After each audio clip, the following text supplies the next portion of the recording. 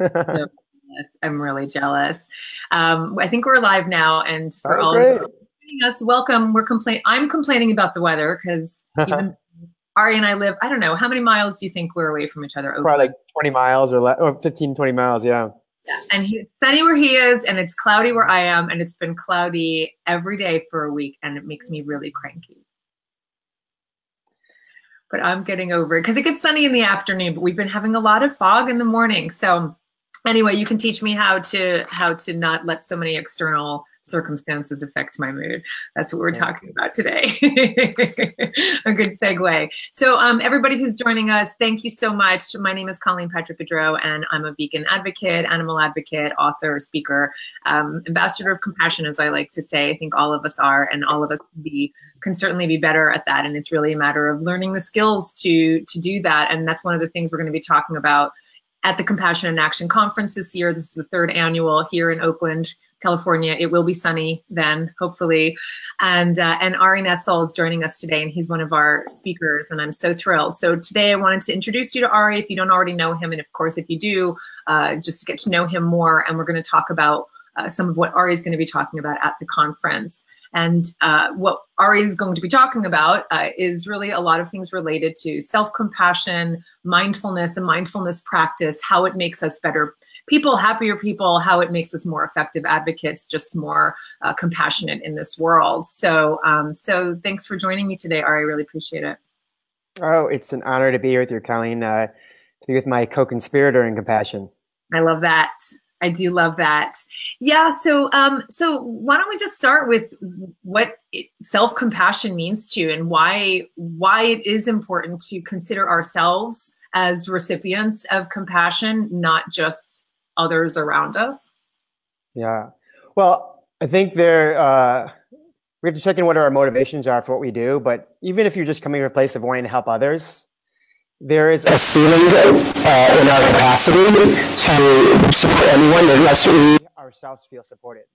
It's like, can you imagine like someone trying to spread peace in the world who is angry and resentful? Like how powerful is their message, and how accessible is that to people? And is that really, it's sort of like planting, you know, you're thinking you're planting a orange tree, but planting lemons and expecting an orange to arise.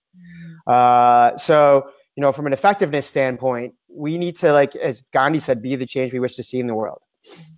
And from a very practical standpoint, you know, for ourselves, you know, it's like we want to be happy. All of us want to be happy. And to overlook that, to think that we can support the happy well-being of others without ourselves cultivating well-being, then I think that's just a form of delusion for us.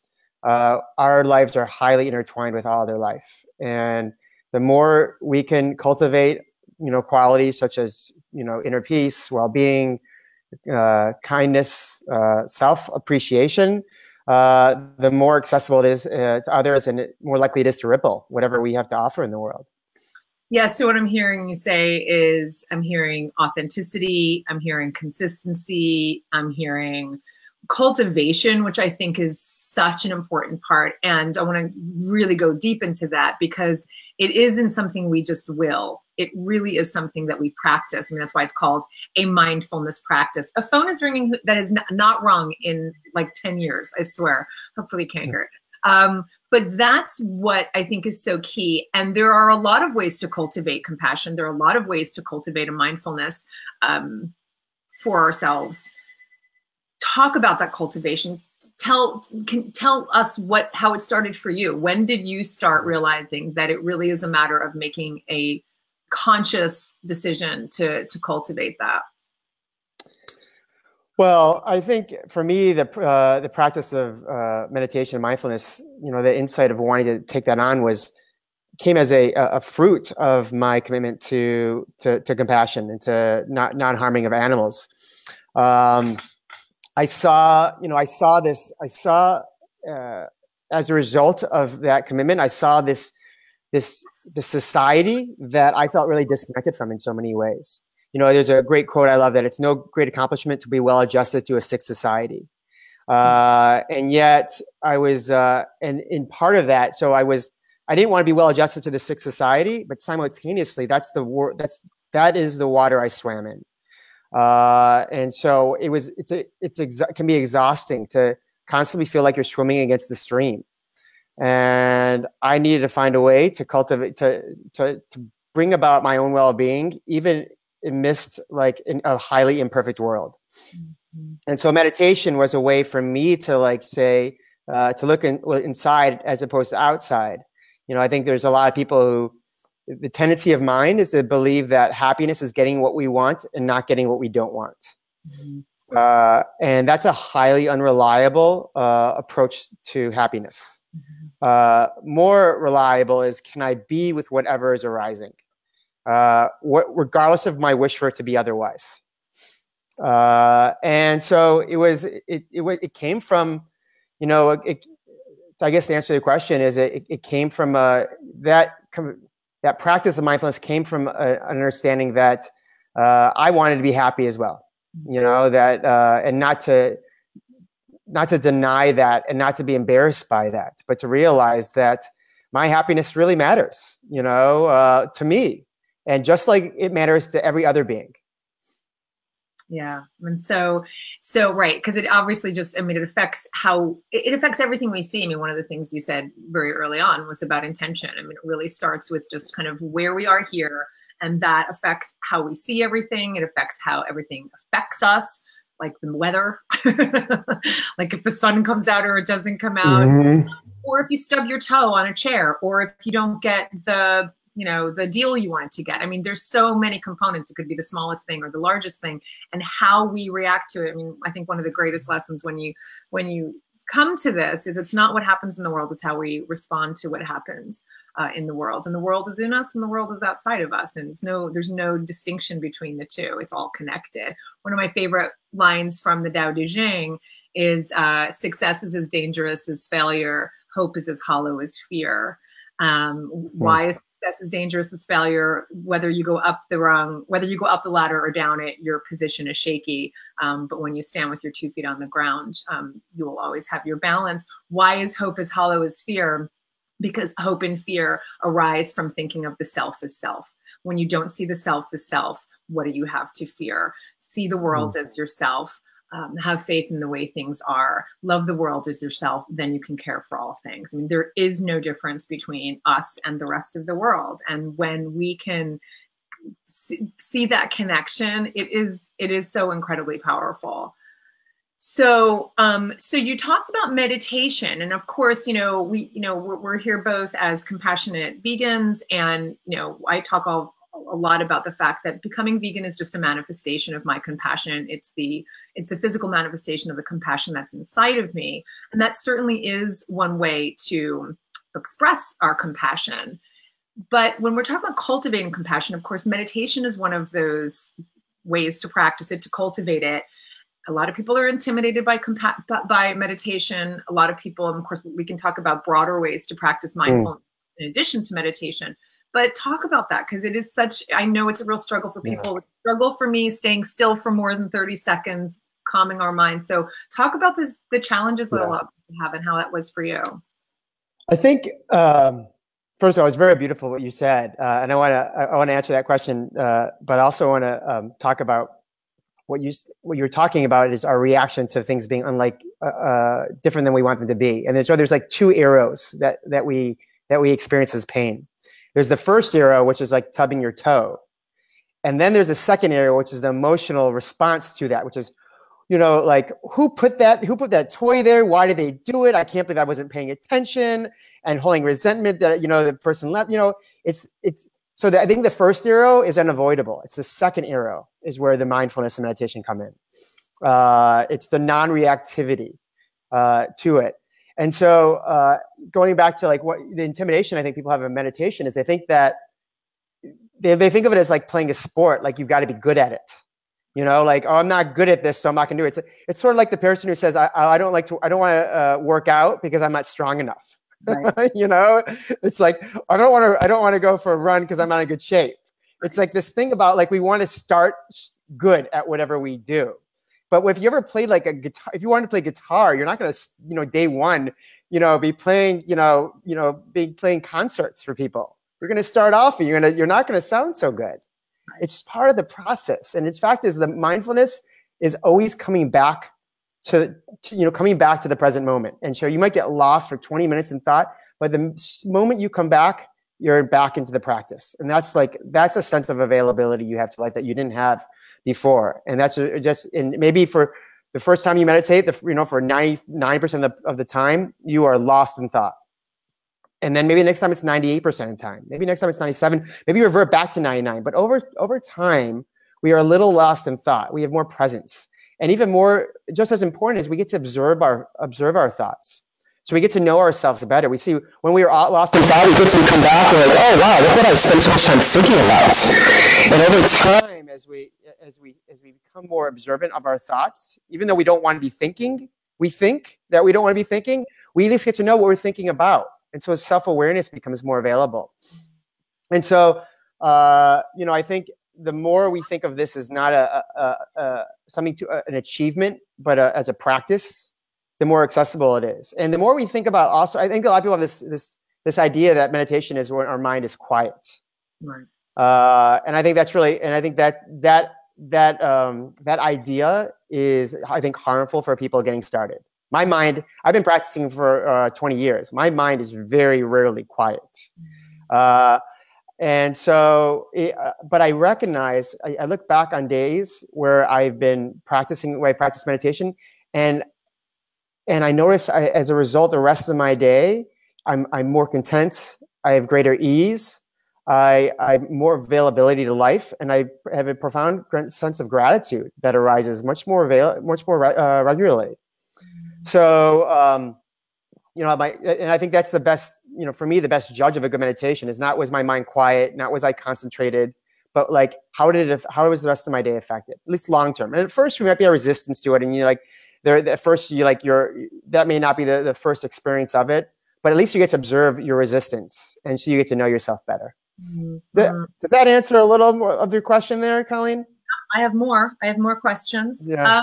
Absolutely. And for those who are joining us, first of all, thank you for joining us. And of course, even if you're joining us after the live video, you can still submit questions and we can still answer your questions in the comments below. So please ask any questions you have for Ari. This is your time. I've got questions, but I'm not the only one here. So I want to hear your questions. I know Ari does too. So that does, absolutely. And I think that's really helpful because we are so driven by the goal as opposed to the process. We tend to be really focused on the end. I mean, this is the case with veganism also. I talk a lot about the fact that, the biggest mistake we make is when we think about veganism as being the end in itself versus the means to an end. And for me, my being vegan is a means to my unconditional compassion. It's not the goal. Being vegan is not the goal. But it's a process and it's a journey. And it's a means to that end. And that's how I see meditation and mindfulness practice as well, is that what does it mean to get good at it, right? What does it mean? Like it's never over. I mean, even the greatest athlete would never say that I'm done, I'm finished, this is it. Mm-hmm. They might have matches and tournaments, which would be different for us. But for us, one of the ways we can measure it, what I'm hearing you say, is by how it makes us feel, how we're able to get back to it, within the practice itself, right? That moment, getting back to kind of, okay, let me focus again, or whatever it is that however we're practicing, but also being willing to go back again the next day and make it a practice and make it a commitment. So getting good at it, it seems to me, means being willing to incorporate it. Yeah, I think, we have resistance in our lives about to slowing down. There's this tendency to create an identity about what we accomplish and we do. What we knock off our list each day is who we are. And the more we cross off our list, the better we feel about ourselves. So we become human doings, right? And so there's a strong resistance to just being present and still.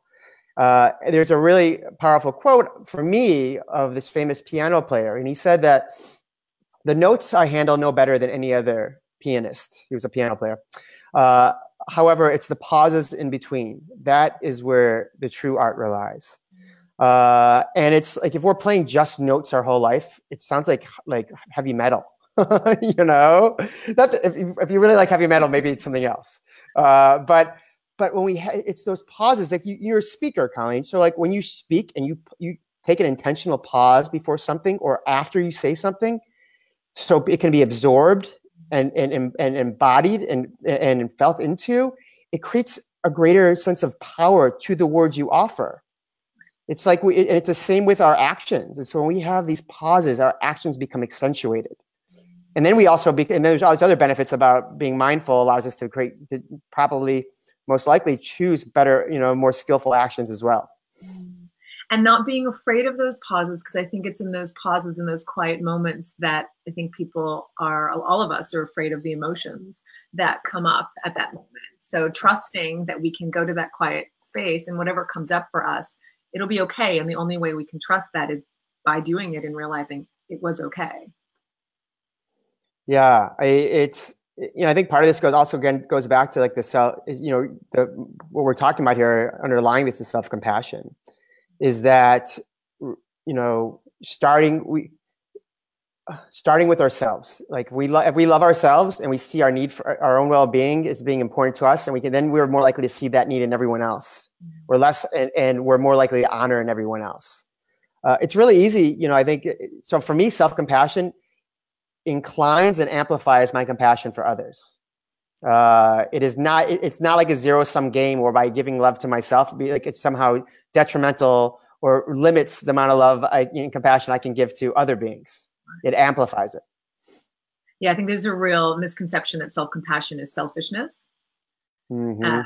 Right. And that's, I think what you're saying is it's the opposite. I mean, it really enables you to be so much more empathetic toward yourself, and thus because there's no separation to everybody else around us. Yeah, and I will say, I think people can go the opposite way. You can just do, like, there are people who just maybe just sit on, like, all they do is sit on the cushion all day and meditate. And I would say for them, they need to get more active in the world. If you're sitting on the cushion, you got to get active. And if you're really active, you need to sit on the cushion for a little. You need both of them for a total revolution of the heart. They're like, it's like peanut butter and jelly. Right. Well, exactly.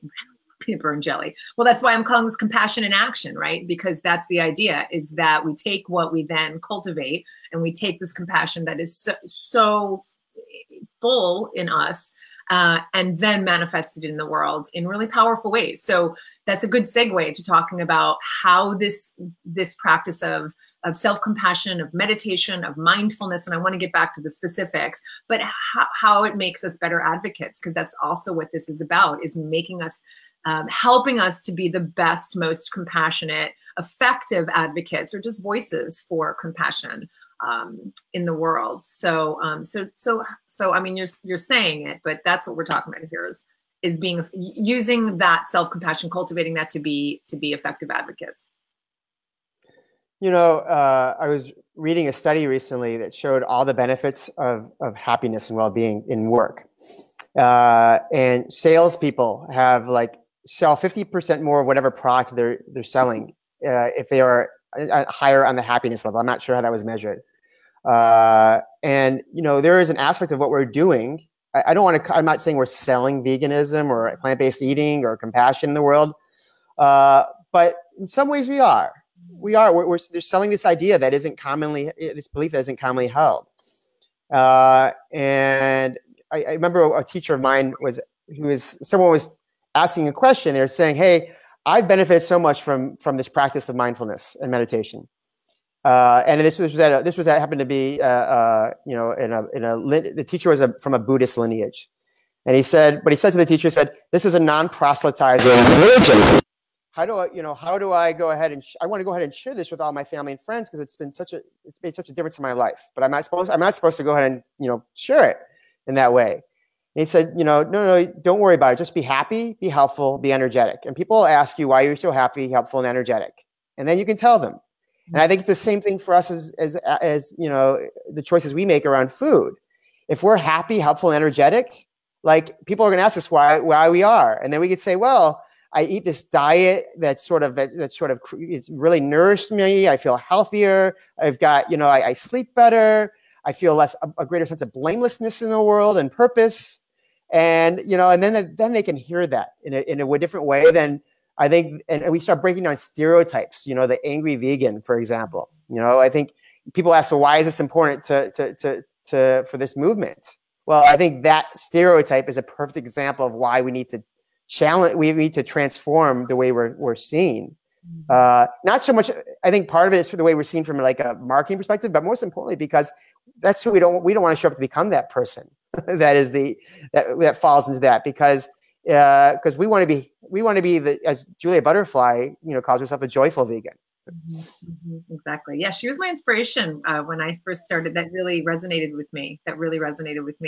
Yeah, and so what you're talking about is the attraction. I mean, it's what people literally are attracted to. They are attracted to joy, to health, to happiness, to brightness, to life, to light, right? That's what we're all attracted to. And if that's what we're manifesting because it's coming from an authentic place, I mean, that's the idea, is that it's coming from an authentic place, then that's what will inspire people to say, what's that about? What have you got going on there? I want some of that. How do you do that? And of course, there are ways to be directly advocating, and there are ways to do that kind of advocacy, which you're right. I mean, it really is. I struggle with this because I am not someone who talks about I'm not someone who, I don't feel like we as vegans have to prove ourselves as vegans. I don't feel like I have to prove that I'm smarter, stronger, whatever. Not stronger even than non-vegans, but even than I was before. I don't feel like we have to prove it.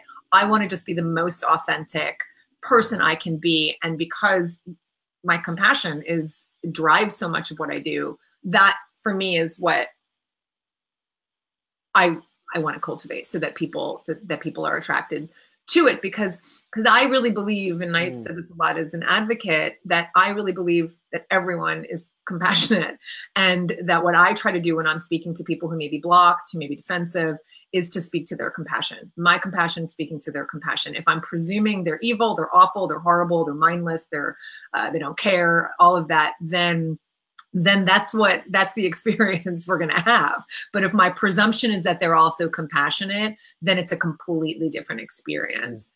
But I wanted to get back to some specifics, because Catherine did ask, she said, and I can't see the comment right here now, I think it may have gone away, but she basically said she really struggles with the practical. Here it is. I have a hard time being consistent with meditation. If either of you have any tips on staying consistent, I would love to hear them. First of all, I think that it's a great question. It's a very important question. I think people who it's sort of like people who want to go from a regular standard American diet to getting vegan, who want to do it in one day. It's really difficult, and I wouldn't suggest it. So if you say, I'm going to meditate 2 hours a day, and you can't do it, and so you revert to not doing meditation, that's going to be that's probably not going to be incline a success or a reliable practice. But if instead you say, you know what, every morning when I wake up, I'm not going to get up out of my bed right away. I'm just going to sit for 5 minutes, put the pillow under my butt and just stay there and not move, close my eyes. Or every time before I eat, I'm going to pause for a minute and take 3 conscious breaths. Or before I open my computer. So I think creating rituals is really supportive for consistency. And then setting the bar low, so it's really attainable. Like if you have a goal of meditating for 30 minutes, a day, and you can't, all these times a day you don't do it because it's hard, you can't give yourself 30 minutes, then just say, I want to meditate for 5 minutes, and make that your goal. And when you start practicing it, and you start paying attention to how it changes the way you feel, it'll be easier to make that 5 minutes, 6 minutes, and then 7 minutes. That's one start. And the other part is, to the point, you work with other people, or you have a partner that also wants to, try this practice. It's like having a partner to do this with, a shared commitment.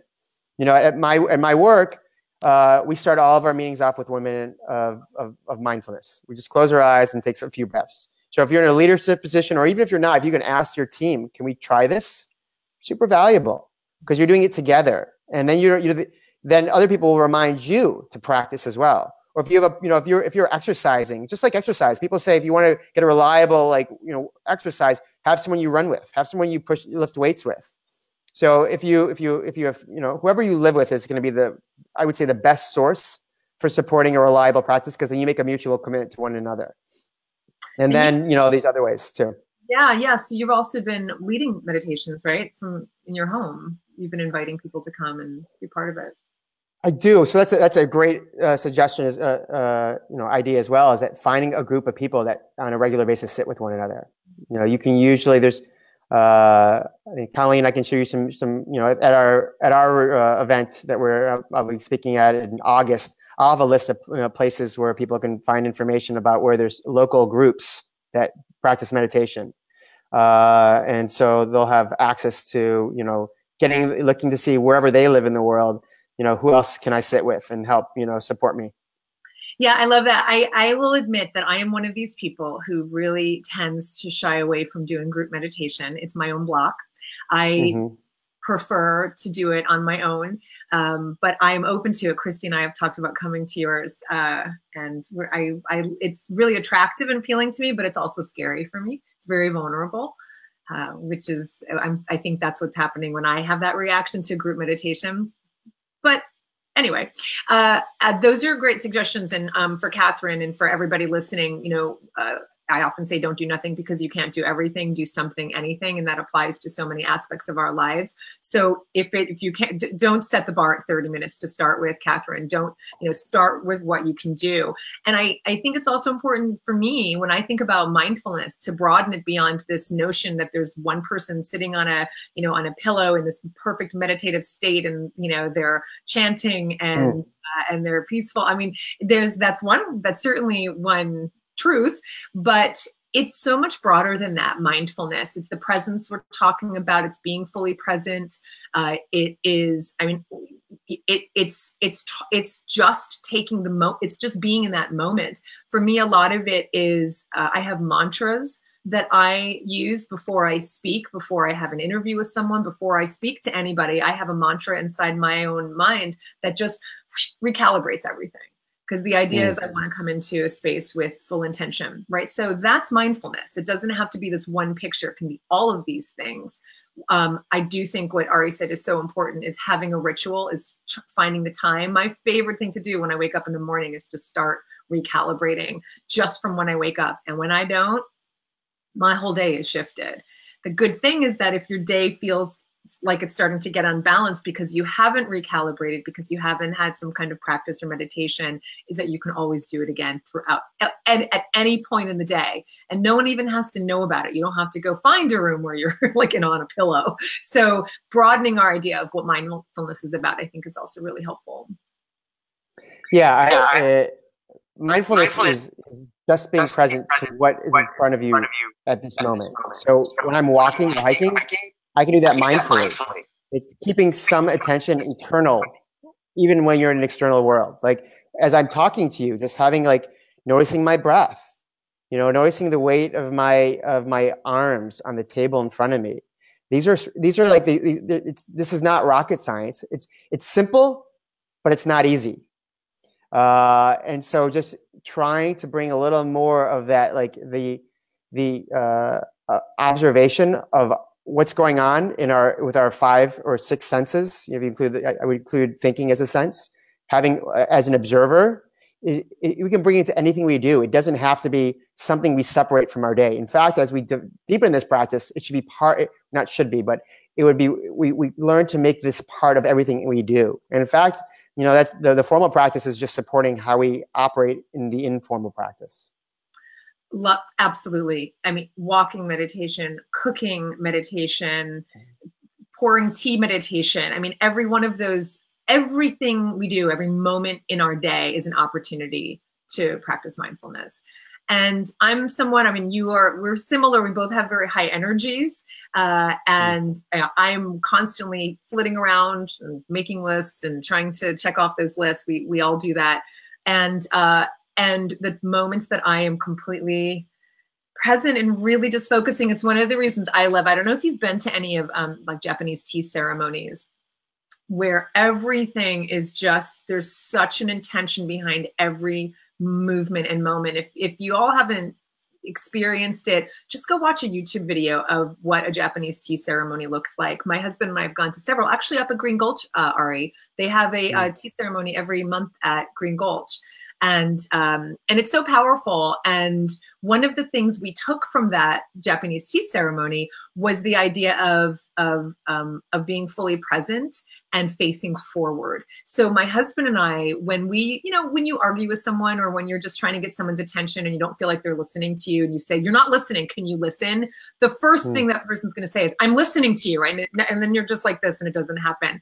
So one of the things we took from that was actually recognizing that you're not, can you please face forward? And the idea of turning to someone and actually looking at them in the eye and facing forward completely, it changed our interaction in terms of, especially when we didn't feel the other one was being fully present. All of those little moments that's mindfulness. When I pour my tea now, trying to just be really conscious of everything I'm doing, it is just such a beautiful way. And I miss the mark constantly, and then there's an opportunity to come back to it again. So I love that idea of it's every moment of our day we can practice that. Well, I think what you said here is coming back that's the practice of mindfulness and meditation. Is every time you get lost in thought or you're lost in reactivity, just come back again. Just like, and that's a practice of self-compassion, like not judging yourself. Why did I do this? Or how did this happen? Or I wish I responded. If you just come back right now in this moment to like being more available to life, more present. Mm-hmm. And if we can do that, whether it's on a cushion or off or out in the world, it's so supportive for our well-being and and it's a gift to those around us. I've really seen that with my family, of how my family, they often have been in the past trying to help each other, but because they haven't, in some ways, they haven't cultivated their own well-being, they just sort of amplify the dissatisfaction of others, and people get frustrated by the way the other one's trying to help them, and so there's a real low ceiling for how they can support those they love, and there's also a fear about those who love them. Have a fear about their well-being, and so they always feel like their anxiety rises because the person they love isn't doing well in some way. So when we take care of ourselves, it's such a gift to the people we care about, because they don't have to worry about us now. They're like, oh, they're taken care of. They're happy. I like that. And so it's like it is this gift of self-compassion is also a huge gift to the compassion of the people we care about most. That's a perfect segue. And before we close, I want to get to Mary's question. Gina, maybe you can put that question back up, because it's really something I hear a lot from animal advocates. It's exactly what you're talking about, extending this to the animals we care about, the earth we care about. So what Mary said, and I've heard this before, and I know what Mary struggles with. I struggle because we don't have time to handhold, is how she put it. When animals are going extinct daily, the glaciers are melting, animals are suffering as we speak. I think this is the struggle, knowing we're running out of time and they're running out of time. It's tough to be patient. I can do it, but it takes so much strength. Speak to that. Yeah, first of all, I just want to acknowledge, Mary, that we live in a really imperfect world. There's just and it's, we can go straight to try to fixing, but I think when we start from just sort of acknowledging our sadness and our grief, it's a really that's really valuable. We start oh gosh, all this suffering going on in the world, there's and there's a lot of pain there, and in that feeling that pain, and that we are able to be authentic and more vulnerable, and from that we're more available to our wisdom. And so I wouldn't pass over that in trying to practice meditation and thinking we need to do things. From a very practical standpoint, I doubt many people in this room are spending every waking hour as efficiently as possible doing things. And so by doing meditation, we don't have time to do what we're doing in the world. Are you talking? Are you gossiping or talking about things you don't need to do? Are you watching TV or things that don't support you? Are you reading the news in a certain way? Are you what are your activities that don't support your well-being or the work you're doing in the world? So first of all, from a very practical standpoint, I think it's unlikely that this is actually interfering with the work you're doing to stop glaciers from melting and from animals from suffering. from a reality standpoint, I think change happens in a nonlinear way. It's not as if like there's a straight line from doing this work is going to create this result. And it's what happens so much is like we can spend years doing some action, working really hard and having very little results from it. Whereas if we really took time to pause and pay attention and to be recalibrating, we can spend very little time and have a huge impact. And that requires self-awareness. It requires the ability to take these pauses and step back, like as I said. And so really, if you want to change those things, we need to always be able to be mindful and observant about what are the effects of what we're doing in the world. And if we're just doing actions, we think we're working hard, but hard work isn't necessarily going to create the outcome we were wanting. So important. I really appreciate that. And I know Mary's really struggling with that. I know advocates really struggle with it. We're going to be talking about that at the conference. We're going to be talking about the anger. We're going to be talking about the grief. We're going to be talking about the awareness. We're going to be talking about how that feels so acute and painful, having that awareness. But this is not the distraction from that. It is the thing that enables us to act. I mean, that's my opinion, is if we see it as a distraction, if we see it as the thing that's taking us away from acting for animals, we're missing the point, because this enables us to do it in a way that is effective, and do it means that we're broadening what it is too. If we're constantly combating something, that's not necessarily effective. Constantly working doesn't mean we're working effectively. And so there is so much to say about that. And that's exactly why I invited Ari to come to the conference, because this is the key. And to me, this is it right there. Is, you said you don't have time to handhold, is the way you said it, Mary. I think it requires a shift in perception in terms of how we're looking at this, not as a separate thing from our activism, but as integrated into our activism. Yeah, I mean, it's like if we want to learn like public speaking or all these other skills right away, learning that skill doesn't necessarily straight away improve our act. Isn't doing something for it. It's cultivating a quality that will amplify and empower the other work we're doing. And mindfulness is I think it's more broad based than those skills, and like learning nonviolent communication, or learning, or learning how to mediate, or whatever those skills are. But it has a similar, inner capacity we're building to make that time we spend on it more valuable, and more likely to have the outcome that we seek.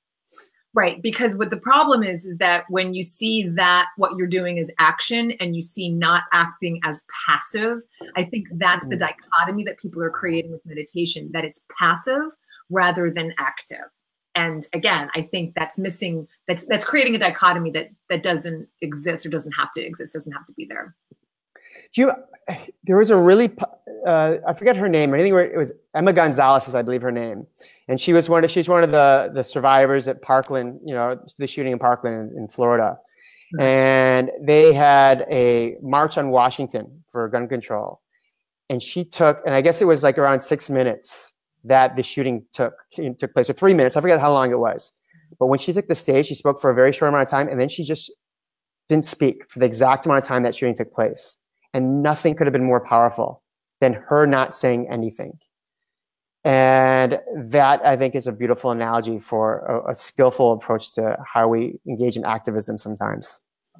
That's perfect. That's perfect. And I will, Ari's going to be providing resources at the conference. And Ari, if you have the inclination and there's any way that people can get started, or any particular resources you want to throw on below when we're finished here, of course, I know everyone would welcome that and appreciate it. I have talked about the Tao Te Ching being something that's very important to me, and one of the things, it's part of my meditation, it's part of my mindfulness practice, and it's one of these things that just, it feeds me so much. And one of the biggest things, and this is for you, Mary, one of the biggest struggles I have is there's a line in the Tao Te Ching that says, do you think you can improve the world? I don't think it can be done. The world is sacred. It cannot be improved. And I hear that as an activist and I go, that's ridiculous. Like, that's the most ridiculous thing I've ever heard. But when I really understood what it meant, and I would invite you to find what it means for you and read it in the context of the Tao. I really hope you can get to that place. But I am so grateful to you, Ari, for being in this world as an ambassador of compassion and a friend to animals, human and non-human, and to sharing your skills and your wisdom with everybody here today. And of course, I'm so grateful you're going to be part of the Compassion in Action Conference here in Oakland. And of course, I invite everyone to connect with you online. And we didn't talk about your organization, of course, but everyone, please check out the Pollination Project, which Ari founded, which is a wonderful organization just supporting more compassion and good work in this world. So I just want to thank you. Oh, it's a joy to be with you, Colleen. And I just encourage everyone after this phone call or this video call, just to not immediately move to the next thing, to take this, use this as an opportunity while you've heard of, like, someone described a peach, but like, I'd like you to maybe consider biting into it. And so maybe take 2 minutes, 1 minute, 5 minutes, whatever you feel available, stay where you are, close your computer, and just count your breaths count to 20. You know, slowly breathing, and you know, give yourself that pause between the notes. Love it. I'm going to do that. Thanks for that. Thanks, everybody. We'll see you again. You can keep your comments coming below. So have a wonderful day, everyone. Thank you. Thank you, Colleen. It's a joy to be with you.